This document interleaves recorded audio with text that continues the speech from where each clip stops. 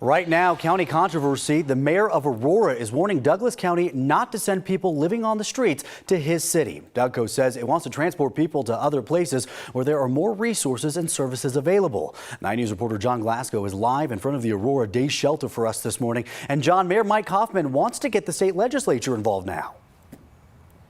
Yeah, right now there's no law right now that would prevent Douglas County from picking people up and dropping them off in another city, even if that city is opposed to the plan.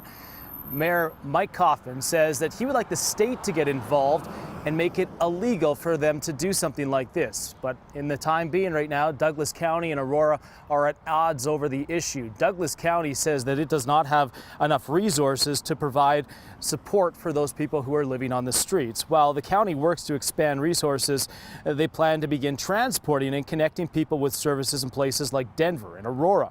Douglas County says that they will only transfer people experiencing homelessness who have ties to other cities. Last week, Aurora Mayor Mike Coffman wanted Douglas County to pay Aurora for its services. He now says that he doesn't want people being transported to his city at all.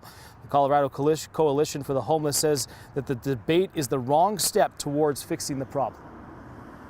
Rather than focusing on shifting people to where services are, we need to meet people in the communities in which they live.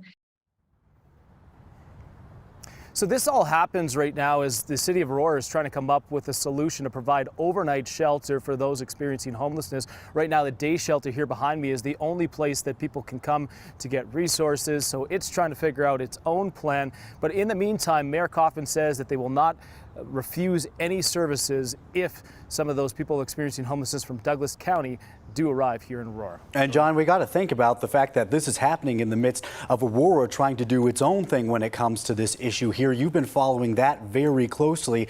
That's got to be another layer for Mayor Mike Coffman and his staff.